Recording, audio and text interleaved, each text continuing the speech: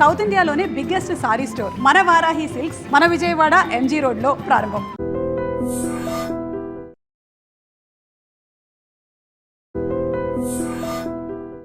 నమస్కారం, I dream ప్రేక్షకులకు స్వాగతం.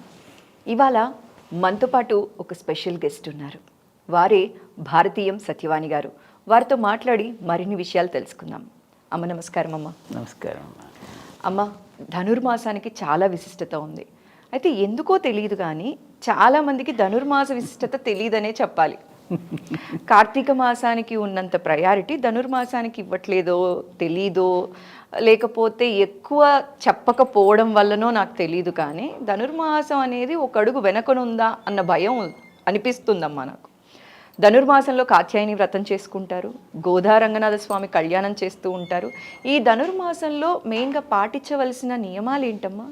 అమ్మ, మాసాలు అన్ని గొప్పవే. శ్రవణ మాసానికి శ్రవణ మాసం అంత విశిష్టత లేదంటారు, కార్తీక మాసం అంతా విశిష్టత లేదంటారు, వైశాఖ, ఇలా అన్ని మాసాలకి దేని విశిష్టత దానికి ఉంది కదా. అయితే ఈ ధనుర్మాసంలో ఏమిటంటే ముఖ్యంగా కన్నె పిల్లలు సంక్రాంతి పండుగ రోజున గొబ్బెమ్మలు పెడతారు చూడు. అవును. చుట్టూ చిన్న గొబ్బెమ్మలన్నీ కన్నె పిల్లలు, మధ్యలో ఉన్నది కృష్ణుడు. అంటే మనకున్నటువంటి శాస్త్రంలో ఏమిటంటే ప్రతి కన్య కూడా వివాహం కాకముందు దేవుడిని భర్తగా భావిస్తారు, శ్రీకృష్ణుడిని భర్తగా భావిస్తూ ఉంటారు. పెళ్ళయిన తర్వాత భర్తను దేవుడిగా భావిస్తారు. పెళ్ళి కాకముందు దేవుడు భర్తగా భావిస్తారు, పెళ్ళి అయిన తర్వాత భర్తను దేవుడిగా భావిస్తారు. ఈ కాన్సెప్ట్తో ఏమిటంటే గోదా రంగనాథుల యొక్క ఆ ప్రేమ, ఆమె తన చెలికత్తెలందరినీ తీసుకుని వేకువ జామునే వెళ్ళి ఒక్కొక్క పాసురాన్ని తాను వినిపిస్తూ తన యొక్క ప్రేమలేఖలని ఆయనకి వినిపిస్తూ అలా రావడంలో ఏమిటంటే ఆ కన్యగా ఉన్నప్పుడే రేపు రాబోయేటటువంటి వైవాహిక జీవితంలో ఎలా ఉండాలి అనే దానికి ఒక శిక్షణా కార్యక్రమం ఇది.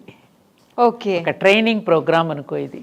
ఈ నెల రోజులు చేసి అక్కడేమవుతుంది, అమ్మాయి తెల్లవారుజామునే భక్తులు లేస్తున్నారు చలిలో, పైగా మరి అది శిక్షణే కదా.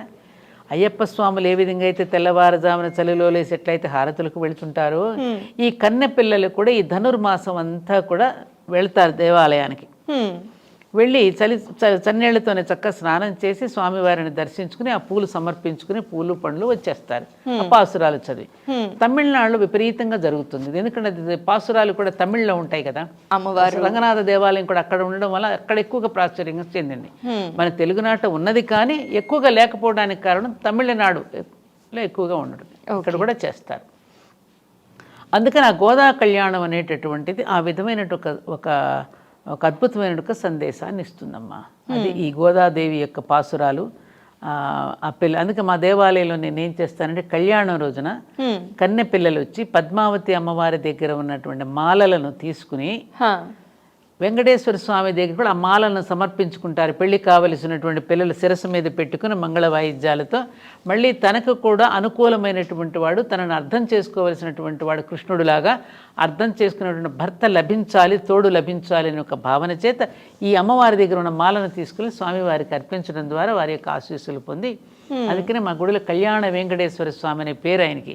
అందుకే వివాహాలు చేసుకుంటే అక్కడ బాగా జరుగుతాయి అనే ఒక నమ్మకం ఉంది మన క్షేత్రంలో. అవునమ్మా, గోదా కళ్యాణ రోజున ఇలా అనమాట. దాని వెనుక ఉన్నటువంటి అసలు భావం అయితే ఇది. ఆ పాసురాలలో కూడా మంచి అర్థము, మంచి వైభవము, ఆ వర్ణన అద్భుతంగా రాశారు. అది అమ్మవారు స్వయంగా తన నోటి నుంచి చెప్పిన పాసురాలు, తన నోటి నుంచి వచ్చినటువంటి పాసురాలు. అయితే ఈ తిరుప్పావే అందరూ కూడా చదువుకోవచ్చు అంటారా? ఎందుకు చదువుకోకూడదమ్మా? ఏది కూడా ఎవరు చదవకూడదని ఎక్కడ నియమం లేదమ్మా, అసలు లేదు. అంటే చాలా మంది మనం చేసుకోవచ్చా చేసుకోకూడదు అనుమానాలతో భయాలతో చేసుకోవట్లేదు. కొంతమంది కూడా అలా చెప్పారు ఒకప్పుడు. భారతం చదవకూడదన్నారు, స్త్రీలు రామాయణం చదవకూడదన్నారు, చాలా చాలా ఆంక్షలు పెట్టారు ఒకప్పుడు. ఇప్పుడు ఏమైపోయిందమ్మా, ప్రతి ఇంట్లో రామాయణం వేదాలే చదవకూడదన్నారు, ఉండాలి అంటారు. ఉండాలి, వేదాలే చదవకూడదని చెప్పాల. చదవకపోయినా పర్వాలేదమ్మా. మీరు వేదం ఏదైతే చెప్పిందో మీ జీవితం అలా త్యాగాలతోనూ ప్రేమతోనూ దీంతోనే నడుస్తోంది కదా. ఇంకా మీకు వేదాలతో పనే ఉందమ్మా అన్నారు తప్ప వేదం చదవకూడదని స్త్రీలను ఎక్కడా లేదు.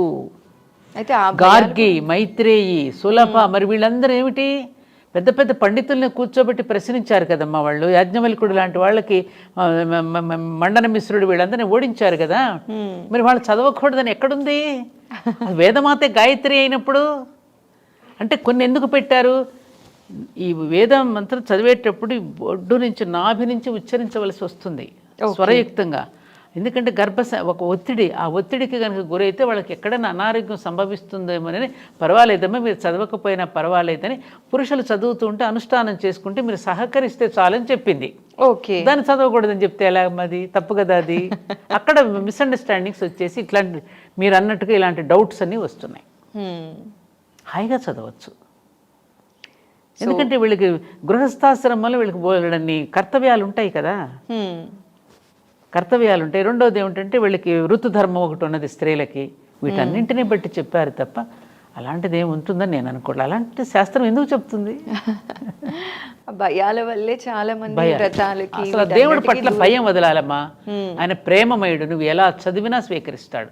మీలాంటి వాళ్ళ ద్వారా నిజంగా ఈ మెసేజ్ వెళ్ళాలమ్మా. ఎందుకంటే అందరూ కలిసి 100 కన్ఫ్యూజన్స్ చెప్పేసి లలిత మీరు చదవకూడదు, మీరు స్పష్టంగా పలకకపోతే చదివే అర్హత లేదు, ఇలాంటివన్నీ చెప్పడం వల్ల కాదు తల్లి. మనం శైశవ దశలో ఉన్నాం. మనం ఏం చదువుకోలేదు, శైశవ దశలో ఉన్నాం. శైశవ దశలో ఉన్నప్పుడు పిల్లవాడు కూడా ముద్దు ముద్దు మాటలే మాట్లాడతాడుగా, స్పష్టంగా మాట్లాడుగా. అప్పుడు ఏమంటా తల్లి మురుసుకుంటుంది కదా. శైశవ దశ దాటిన తర్వాత నువ్వు మళ్ళీ ఉచ్చారణ సరిగ్గా ఉంటుంది కదా. అందుకని శైశవ దశలోనే నువ్వు ఉండమాకు, ఆ ఉచ్చారణ సరిగ్గా చదువు. ఎందుకంటే నువ్వు మంత్రం అర్థం మారిపోతుంది అక్కడ. నువ్వు కీర్తించబోయి దూషిస్తున్నావు దైవాన్ని. అందుకని అప్పుడు మార్చుకో. ముందే నువ్వు భయపెట్టేస్తే ఎట్లా? పసితనంలో ఉన్నవాడిని వాడి ధైర్యం చెప్పాలి కదా. లేదు నాన్న చదువు, పర్వాలా, ఇంకా బాగా చదువుతావు, ఇదిగో ఇలా చదువు, ఇలా చదువు అని చెప్పాలి. ముందే భయపెట్టేస్తే ఎట్లా? దూరం అయిపోతారు కదా.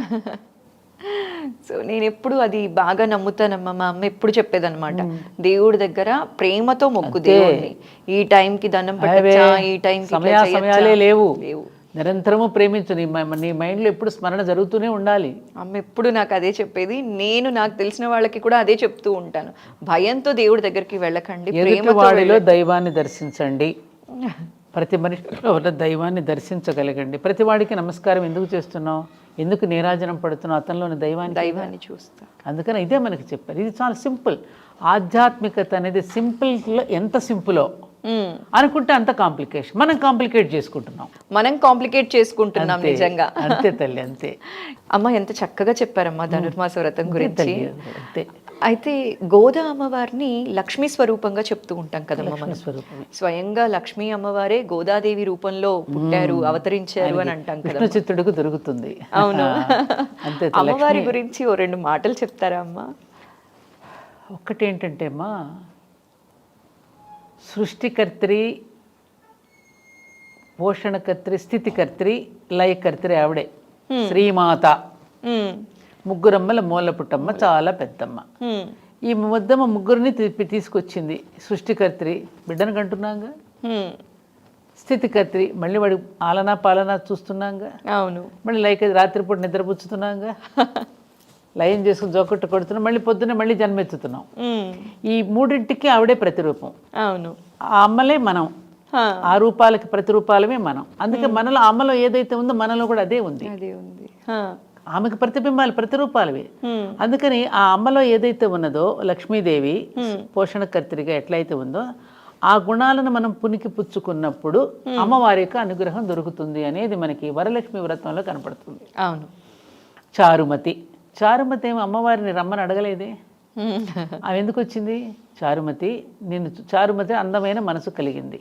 నీ అందమైన మనసును చూసి ముచ్చట పడుతున్నానమ్మా, పలానా పౌర్ణమిక ముందుగా వచ్చే శుక్రవారం నీ ఇంటికి వస్తాను, నువ్వు నన్ను ఆహ్వానించి ఈ విధంగా చేసుకోమ్మా అని చెప్పి తనే వచ్చిందిగా, పిలవకుండా వచ్చింది. ఎందుకు వచ్చింది? ఈవిడలో ఉన్న గుణగణాలను మెచ్చుకుని వచ్చింది.